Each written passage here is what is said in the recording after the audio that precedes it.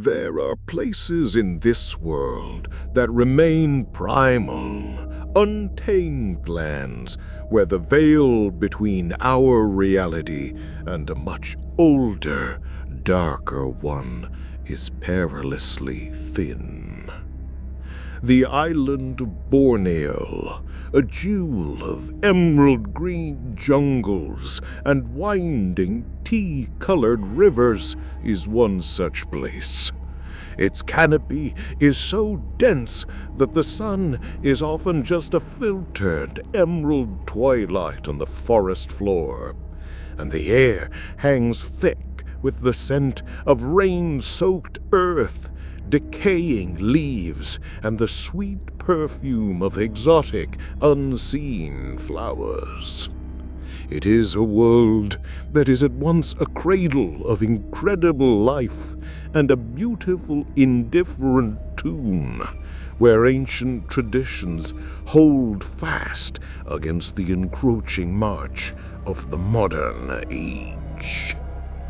Here, in the long houses built on the banks of mighty rivers, and in the villages nestled in the shadow of mist-shrouded mountains, the old beliefs are not just stories. They are laws of nature. The people of Borneo have a deep and abiding respect for the unseen world. They understand that the jungle is alive not just with apes and venomous snakes, but with spirits, energies, and powers that demand reverence. This is the world of ilmu hitam, or black magic, a force as real and tangible as the monsoon rains. And at the center of this world is the dukun, the shaman, the keeper of secrets, who acts as an intermediary between the visible and the unseen. They are masters of the jungle's hidden pharmacy, understanding the power that lies sleeping in roots, in venom, and in the whispered incantations that can heal a sick child or curse an enemy's entire bloodline. But among all the forbidden artifacts and whispered secrets of the dukuns, there is one substance spoken of only in the lowest of voices, an object of both ultimate desire and absolute dread. It is not a jewel, nor a blade, nor a sacred text. It is a simple, dark liquid, usually kept in a small, unassuming clay jar. They call it Minyak Kuyang, the oil of the Kuyang. It is not a simple liquid, but a vile, unctuous concoction the color of a starless midnight that shimmers with a faint, oily iridescence. Its recipe is a closely guarded, profane secret, said to be brewed under a new moon from the rendered fat of a murdered child, mixed with blighted herbs and other unspeakable ingredients. Its smell is said to be nauseating, a mix of grave dirt, burnt hair, and the cloyingly sweet, rotten flour. To the uninitiated, it is a foul poison, but to those who know its true purpose, it is the key to a terrible power. For the Minyak Kuyang makes a promise.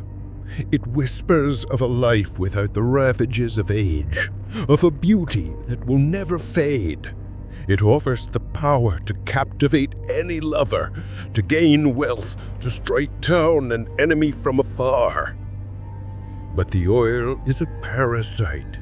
It does not grant gifts, it makes a bargain.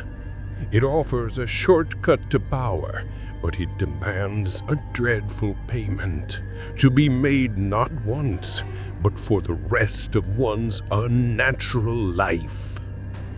It demands a debt to be paid in the freshest and most innocent of blood. This is not a curse that falls upon an unlucky victim. It is a pact, a deliberate choice, a conscious step into a lifetime of nocturnal horror. It is the key that unlocks a cage, freeing a hunger that has slept for generations. For the one who anoints their neck with the black oil of Borneo does not just gain a power, they become a vessel for the curse itself. The bargain once struck cannot be undone. The price of immortality is a nightly descent into monstrosity, a ritual of self-mutilation performed not as a punishment, but as a necessary willed act. Unlike the tragic Chrysaea, a victim of a curse she did not choose, the Kuyang is often a willing participant in her own damnation. She is a sorceress, a practitioner of ilmu hitam, who has knowingly traded her soul for a sliver of eternal youth or a taste of forbidden power. The transformation is her sacred, terrible sacrament. As darkness consumes the village, she will find a place of absolute seclusion. It must be a place where her other self will remain undisturbed until the dawn. It could be a locked chamber within her own home, a hidden cellar beneath the floorboards, or a large ceramic water urn, a Tempean in a forgotten corner of her property. There she stands before a small altar, perhaps lit by a single flickering candle that casts her features in a sinister, dancing light. She is about to perform an act that defies all natural law. From its hiding place, she retrieves the jar of minyak Kuyang. With a hand that does not tremble, she removes the stopper, releasing the faint, nauseatingly sweet smell of decay into the air. She dips her fingers into the viscous black oil. It is said to be unnaturally cold to the touch, a chilling premonition of the grave. Then, with a slow, ritualistic reverence, she applies the oil to her own necks, tracing a single, deliberate line around her throat. For a moment, nothing happens. Then a low groan escapes her lips, a sound that is not entirely of pain, but of a terrible, straining effort. Her eyes roll back in her head. This is the price of her power, a toll she must pay each and every night. The line she drew with the oil begins to glow with a faint, sickly green light. A wet, tearing sound fills the silence of the room as the skin and muscles of her neck begin to separate along a glowing line. It is not a violent break, but a methodical, gruesome unsealing, as if her body were merely a vessel with a cleverly hidden lid. With a final, soft squelch, the separation is complete. Her head, now free from its mortal anchor, levitates slowly into the air. It is a sight of pure, concentrated horror. Her eyes snap open, now glowing with a predatory inner fire. Her expression is no longer human. It is a mask of ravenous supernatural hunger. trailing beneath her severed neck like the roots of some unholy plant. Her vital organs are pulled free, the heart, the lungs, the stomach, and the intestines, all glistening and pulsating with the same spectral energy as the oil. She has become the Kuyang. The pact has been honored, the price has been paid, and now the hunt for the payment in blood can begin. Once freed, the Kuyang is a creature of singular, all-consuming purpose. The complex human desires that led her to seek the black oil, the vanity, the greed, the jealousy, are all burned away, reduced to the pure, simple, and overwhelming imperative of the curse: hunger. She rises from her hidden sanctuary, a silent, floating horror, and slips into the night, drawn by an invisible current that is as old as life itself, the irresistible scent of blood. From a distance, she is a deceptive and terrifying sight. The faint, otherworldly glow of her pulsating organs is often mistaken for a will-o'-wisp or a strange star, a bintang berekor, or tailed star, as the locals call it.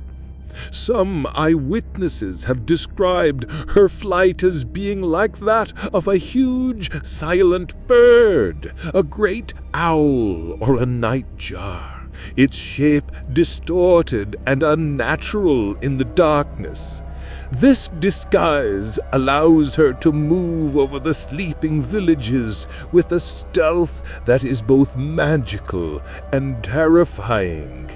She flies low, just above the treetops, her senses now inhumanly sharp, pasting the night air, sifting through the common sense of wood smoke and damp earth for the one aroma that calls to her. Her primary craving is for the potent life force found only in the blood of women in childbirth and that of their newborn infants. This is the freshest, purest, and most powerful sustenance to fuel her unnatural immortality. The scent of an impending birth is a beacon to her, a siren call she can detect from miles away. The villagers know this well. The moments of life's greatest joy are for them also the moments of their greatest vulnerability. A house where a woman is in labor becomes a fortress, its perimeters warded, its inhabitants holding their breath and listening for the faint, high-pitched cry like that of a strange bird that signals the Kuyang is near. She will circle the house from above, a patient and silent predator, searching for any weakness in its defenses. She does not need a door or a window. A small crack in the wooden walls, a gap in the thatched roof, a loose floorboard, any opening is a potential point of entry. Once a path is found, she will hover directly above it. Like other similar spirits of the region, she possesses a long thread-like proboscis pong that can uncoil from her mouth and snake down through the darkness. It is an instrument of horrifying precision, capable of finding its way to the birthing mother to drain her blood, or, in the most horrific of scenarios, to attack the infant in the moments after it is born. The Kuyang does not need to enter the house to feed. She is a silent, airborne parasite, a nocturnal horror that drains the life from a home while its inhabitants are at their most helpless. When the sky begins to pale with the coming of dawn, the Kuyang's hunt must end. The same primal instinct that drives all nocturnal horrors sends her racing back to her hidden sanctuary, for the light of the sun is a death sentence to her spectral form. She returns to the motionless body she left behind, the head and organs rejoining the flesh in a silent, unnatural fusion, sealing the profane secret for another day.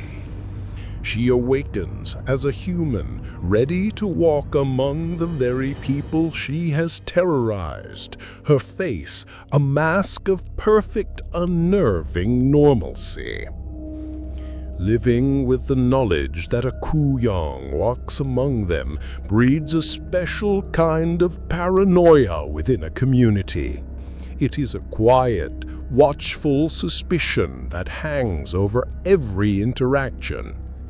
Outwardly, the woman who carries the curse can be difficult to identify. She often continues her life as before, but the curse leaves its subtle, indelible marks on her soul and her habits. She might develop a strange aversion to crowded places, preferring a life of reclusion. Her appetite for normal food may vanish, replaced by the secret, vile sustenance of the night. But the most telling physical sign is one she takes great pains to conceal: a faint circular scar or discoloration around her neck, a permanent mark left by the constant nightly separation. For this reason, a woman who, regardless of the sweltering heat, is never seen without a scarf, a high-collared blouse, or a choker necklace is often looked upon with a deep and fearful suspicion. But of all the clues that can betray a Kuyang's identity, the most definitive is not found on her body, but within her home.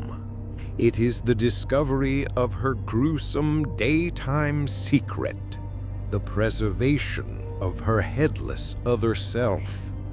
The body, left empty and vulnerable for hours, must be protected from insects, from decay, and from the prying eyes of the suspicious. The traditional method for this is as bizarre as it is horrifying. The headless body is often placed in a large, wide-mouthed ceramic urn or water jar, a tempeyan, and submerged in a special solution, sometimes plain water treated with vinegar or lime to keep it preserved. The jar is then covered, often with a large banana leaf or a wooden plank, and hidden in the darkest, most private corner of the house, a back room, a cellar, or a cluttered storage shed. Finding this telltale jar is the ultimate proof, the undeniable evidence that exposes the monster hiding behind a human face.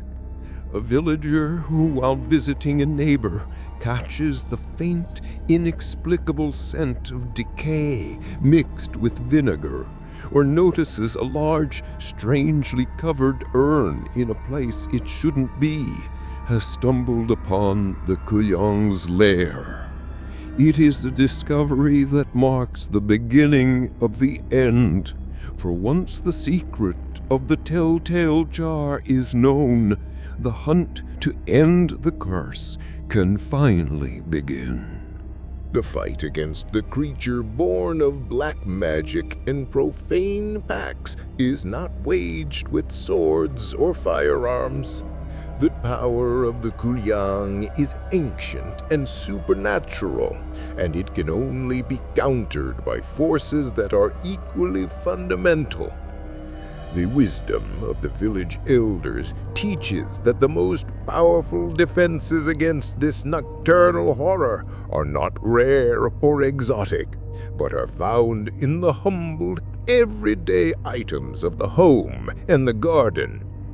The true arsenal against the Kuyang is the mundane, the domestic, the things so common that their sacred protective power is hidden in plain sight. The creature's senses, while inhumanly sharp in detecting the scent of blood, are equally sensitive to the potent purifying aromas of common kitchen spices. The first line of defense is always an assault on its sense of smell. Garlic and red onions, bawang, particularly when their skins are broken and their pungent oils are released into the air, are a powerful repellent. They are hung in braided bunches over doors and windows, their sharp scent creating an invisible aromatic barrier that the creature finds physically painful to approach. In some regions, the sharp citrus-like smell of sliced starfruit or the thorny pandan leaf is also believed to have a similar disorienting effect on the spirit. But the Kuyang's greatest weakness is its own grotesque anatomy. The long, trailing organs that give it such a terrifying appearance are also its most vulnerable feature. They are delicate, ethereal, and easily damaged. This is the logic behind the second line of defense, the strategic placement of sharp and pointed objects. Villagers will arm their homes with a perimeter of prickly thorns. The branches of pineapple plants or thorny bamboo are placed beneath the house, creating a hazardous landing zone. Even the simple act of leaving a broom made of stiff palm leaf ribs, a sapulaiti, propped upside down by the door, is believed to create a spiritual obstacle. Inside the home, the defense becomes even more personal. It is said that the Kuyang is terrified of anything that could snag or tear its entrails. Therefore, sharp knives or machetes are often left unsheathed on windowsills. Even sewing needles, scattered on the floor around the bed of a pregnant woman, become deadly caltrops to its creature's spectral form. This collection of simple domestic defenses transforms an ordinary village home into a fortress of folk magic. It is a powerful testament to the belief that the profane hunger of an immortal monster can be held at bay by the sharp smell of an onion, the prickly end of a broom, and the simple shining point of a needle. A curse born of a deliberate pact carries with it a unique and terrifying set of rules. Unlike a hereditary affliction passed down unknowingly through the bloodline, the power of the Kuyang and the horrific hunger that comes with it is a conscious burden, a dark mantle that must be actively passed from one generation to the next. The black oil does not grant true immortality, only a grotesquely extended lifespan. Eventually, even the most powerful Kuyang will feel the weight of her unnatural years. Her human form will begin to wither, and the nightly transformation will become a greater and greater strain. But she is denied the peace of a natural death The curse will not let her go. According to the legend, a Kuyang cannot die until she has found a successor. The Minyak Kuyang is a parasite that needs a new host to continue its existence. As the end of her life approaches, the aging Kuyang is consumed by a final desperate mission. She must pass the Minyak Kuyang to another. If she fails, her death will be an eternity of agony. Her spirit trapped between worlds, forever tormented by the hunger she can no longer sate. Her target is almost always a young woman from her own family, a daughter, a niece, or most often a granddaughter. The inheritance is a sinister and deceptive affair, a final act of horrifying betrayal. The dying Kuyang will summon the chosen girl to her bedside, appearing as a frail, loving matriarch. She will not speak of the nightly hunt or the thirst for blood. Instead, she will present a gift. She will present the small dark jar of oil as a family heirloom, a secret formula for eternal beauty, a charm to ensure she will always be loved and desired. She will tell the girl of the life it promises, a life free from wrinkles and the frailties of old age. She might offer it as a dowry, a magical tool to secure a wealthy husband. It is a temptation whispered with the authority of a dying wish, a poisoned apple offered by the hand of a beloved grandmother. She will implore the girl to accept the oil, to continue the family's tradition. Should the girl be foolish enough or compassionate enough to accept the jar, the pact is sealed. The moment she touches it, the curse finds its new home. The dying Kuyang can finally let go, her spirit released into a peaceful oblivion, while the unsuspecting girl is now bound to the very same horrific fate, her own life now destined to end in the same desperate search for a successor. This is the most tragic aspect of the Kuyang's legacy. It is a self-perpetuating cycle of horror, a pyramid scheme of damnation where each generation must betray the next to find its own pace. And should a Kuyang fail, should every member of her family refuse the accursed inheritance, she is left with no choice but to die in torment, leaving behind a malevolent, lingering presence that will haunt her home and her bloodline for generations to come. The hunt for the Kuyang is a desperate, torchlit affair that culminates not in a climactic battle, but in a quiet, chilling discovery. When the villagers, armed with their mundane weapons and their unshakable resolve, finally locate the creature's hidden sanctuary, the air grows heavy with a dreadful, expectant silence. There, in the back of a dusty shed, stands the telltale jar, and inside, the headless, waiting flesh. The sight is grotesque, but there is no time for revulsion. The hunters know that the creature's spectral head is out in the night, safing its profane hunger, and that the window of opportunity before dawn is terrifyingly small. Their work must be swift, precise, and ruthless.